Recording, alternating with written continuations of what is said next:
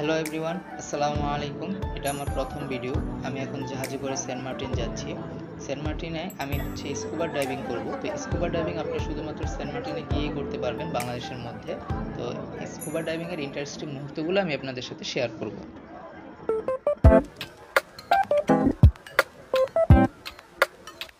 আমি চলে আসছি এখন যেখান থেকে স্কুবা ডাইভিং করব। তো এখানে হচ্ছে দুইজন প্রফেশনাল স্কুবা ডাইভার আছেন।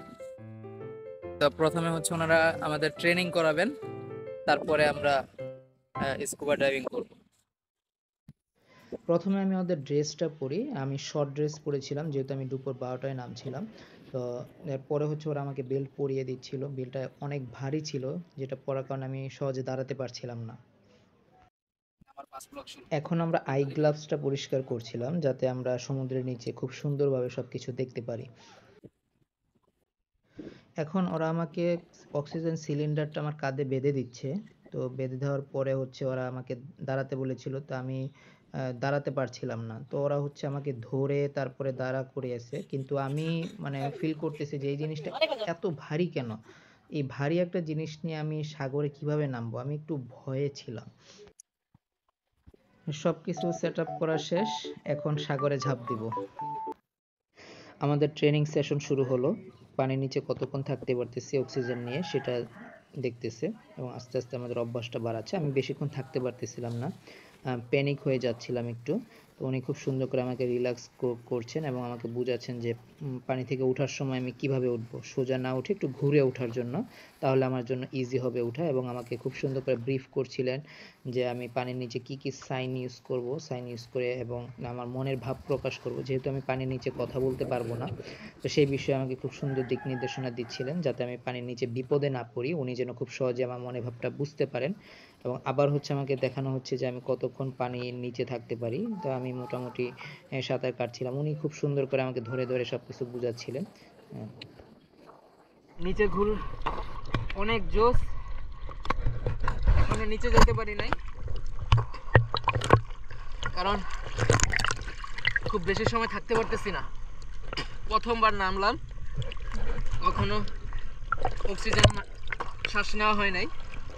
ভাই অনেক হেল্পফুল, উপরে থেকে থেকে আমাকে খুব সুন্দর করে বুঝাচ্ছে এবং যতটুকু থাকতে পারতেছি ততটুকুই রাখতেছে। এরকম দেখালে সাথে সাথে আমাকে তুলে দিচ্ছে, খুব একটা রিস্ক নেই। যখন আস্তে আস্তে আমি আরেকটু যখন যাব তখন হয়তো আমাকে আস্তে আস্তে একটু গভীরে নিয়ে যাবে, যখন একটু অভ্যস্ত হয়ে যাব। আমাকে একটু গভীরে নিয়ে গেল কিছুক্ষণ ট্রেনিং করানোর পরে। তো আপনারা দেখতেই পাচ্ছেন, আমাকে জিজ্ঞেস করলাম, আমি বললাম যে ঠিক আছে, আমার কোনো অসুবিধা হচ্ছে না। দৃশ্যগুলো খুবই ভালো লাগছিল। তাও একটু ভয় ছিল আমার যে আমি ঠিকমতো দেখতে পারবো কিনা, আরো গভীরে যেতে পারবো কিনা। এখন মোটামুটি আমাকে 10-15 ফুট গভীরে নিয়ে গেছে। ওদের 25 ফুট গভীর পর্যন্ত নেওয়ার পারমিশন ছিল। তো আমি যেহেতু সাঁতার পারি না এবং ট্রেনিং সেশনে প্যানিক হয়ে যাচ্ছিলাম, তো আমাকে নিয়ে খুব বেশি রিস্ক নেয়নি। আমি উপভোগ করছিলাম সাগরের নিচের দৃশ্যগুলো, প্রথমবার দেখেছি এইভাবে, ভাষায় প্রকাশ করার মতো না। আল্লাহর সৃষ্টি আসলেই অনেক সুন্দর। অনেক সুন্দর দৃশ্য দেখলাম। আপনাকে অনেক ধন্যবাদ, আপনি যে আস্তে আস্তে করে সুন্দর করে আমাকে জিনিসগুলো দেখাইছেন এবং রিল্যাক্স করছেন। সমুদ্রে অনেক ঢেউ, এই জিনিসটা নিয়ে আমি হাঁটতে পারতেছিলাম না, কিন্তু এখন অনেক হালকা লাগতেছে। স্কুবা ডাইভিং শেষ করে আমরা জাহাজে করে এখন টেকনাফ জেটিঘাট যাচ্ছি।